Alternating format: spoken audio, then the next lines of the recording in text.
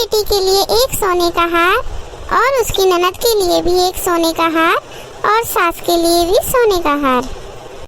3 पायल की जोड़ी, 3 सोने की अंगूठी और भांजे के लिए 11 जोड़ी अच्छे कपड़े। बच्चे के लिए एक ओम और हाथ के कड़े चांदी के और पैर के कड़े चांदी के। और बच्चे के लिए एक सोने की चैन और 11 साड़ियाँ अपनी बेटी के लिए, 11 साड़ियाँ उसकी ननद के लिए और 5 साड़ियाँ उसकी सास के लिए। 51 साड़ियाँ लेन देन की, हर एक साड़ी के ऊपर 500 का लिफाफा। ननद की साड़ी के साथ 11,000 रुपये और उसकी सास की साड़ी के साथ 11,000 रुपये और अपनी बेटी की साड़ी के साथ 21,000 रुपये। नंदोई जी के लिए रेडीमेड कपड़े और 11,000 रुपये का लिफाफा।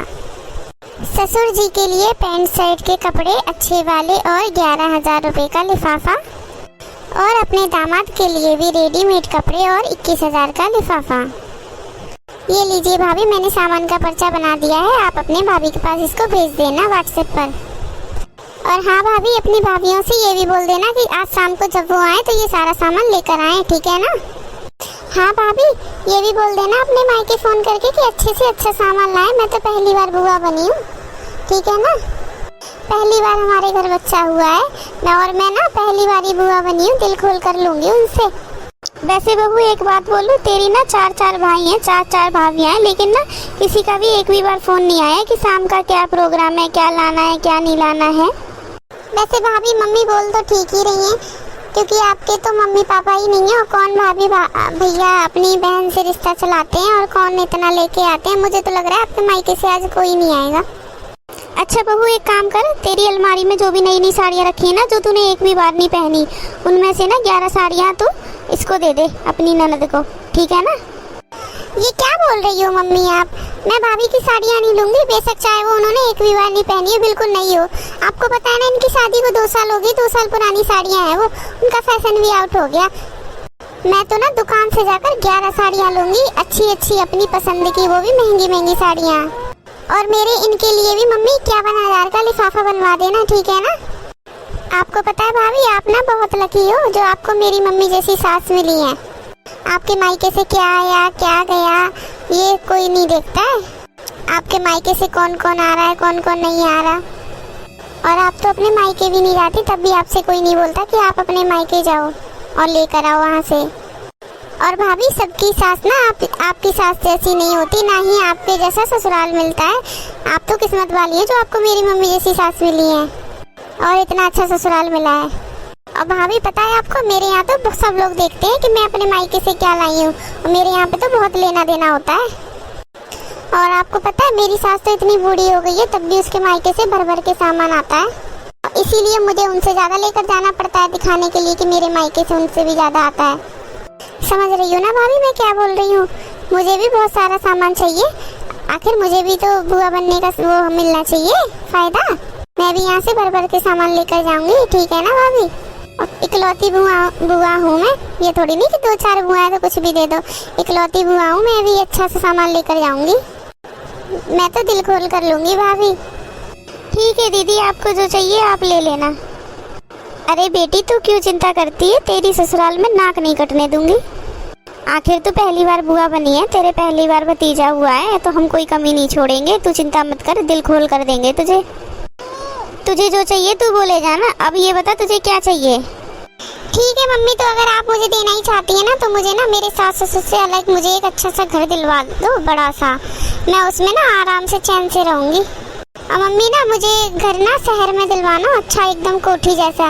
मुझे ना अपने सास ससुर के साथ रहने में बहुत खराब लगता है। आपको पता है मम्मी, जब मेरा अलग से घर बन जाएगा ना तो मैं बहुत खुश रहूँगी।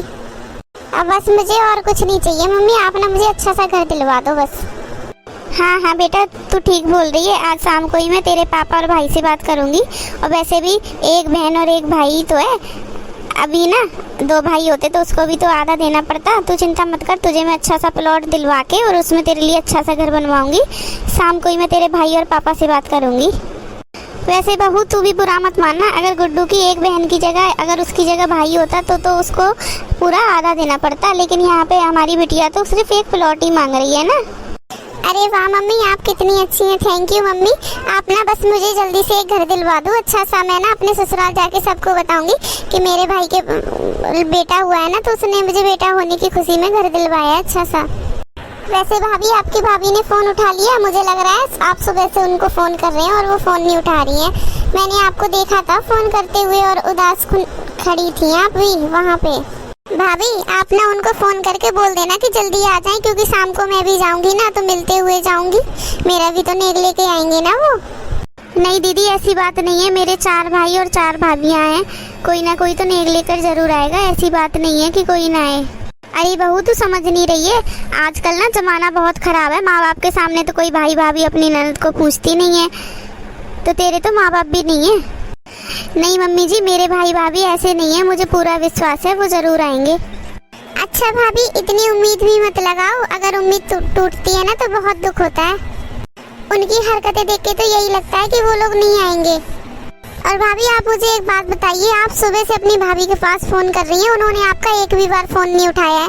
अगर उनको आना होता तो वो आपको कोई रिप्लाई तो देते, आपको एक आंसर तो देते कि हाँ हम आ रहे हैं कि नहीं आ रहे हैं। उन्होंने तो आपका फोन ही नहीं उठाया। जो भी हो भाभी, मम्मी पापा के होने की बात ही अलग होती है, भाई भाभी किसी के नहीं होते हैं। अगर आपको मेरी बात बुरी लग रही तो ठीक है, मैं कुछ नहीं बोलूँगी। और चाहे तो भाभी आप ये आजमा कर देख लो, मैंने जो आपको सामान की लिस्ट दी है ना, वो अपनी भाभीयों के पास भेज देना आप व्हाट्सएप पर, और देख लेना, लिस्ट को देखते ही वो लोग आएंगे नहीं यहाँ पर। चलिए मम्मी, आप ना मेरी तैयारी भी करवा दो, आपको जो देना है मुझे दे दो, मैं भी ना शाम को निकलूंगी प्रोग्राम करने के बाद। और वैसे भाभी एक बात बताओ, मुझे क्या लगता है कि आपने ना अपनी भाभीयों के साथ बना कर नहीं रखी है, इसीलिए वो आपका फोन नहीं उठा रही है। रिश्ते बनाने पड़ते हैं भाभी, ऐसे ही नहीं बन जाते, इसीलिए कोई नहीं आ रहा। चलो मम्मी। हाँ चल बेटा। ये तो दीदी ने मुझसे गलत बात बोल दी। सब लोग जानते हैं कि मेरा मेरी भाभीयों के साथ कभी झगड़ा नहीं हुआ, लेकिन ये भी तो सच है कि आज मेरी भाभीयों ने किसी ने भी मेरा फोन नहीं उठाया। पूरे 1 हफ्ते से मैं अपने मायके में फोन कर रही हूँ, मेरा तो कोई फोन भी नहीं उठा रहा है। माँ, आप क्यों चली गई मुझे छोड़कर? दीदी बाहर आइए। ये कौन आवाज लगा रहा है मुझे? अरे भाभी बाहर आ जाइए, आपकी भाभियाँ आ गई हैं। क्या मेरी भाभी आ गई? हे भगवान, आपने मेरी सुन ली।